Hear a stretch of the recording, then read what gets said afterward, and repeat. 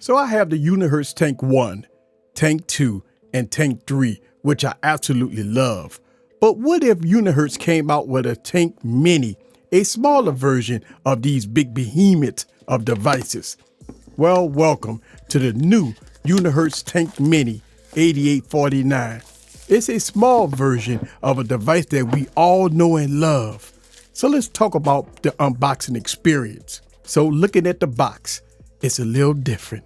It's smaller, it's compact. So when opening up the box, you're greeted to the Tank Mini itself, the user manual, warranty guide, USB-C charging cable, and yes, we get a 33-watt charger brick in the box.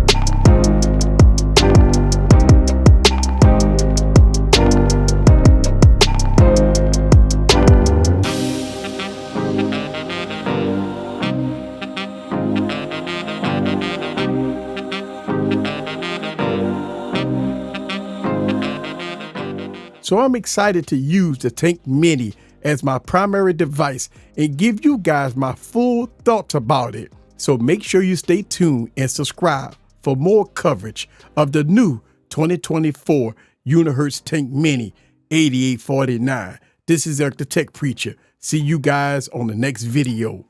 Peace.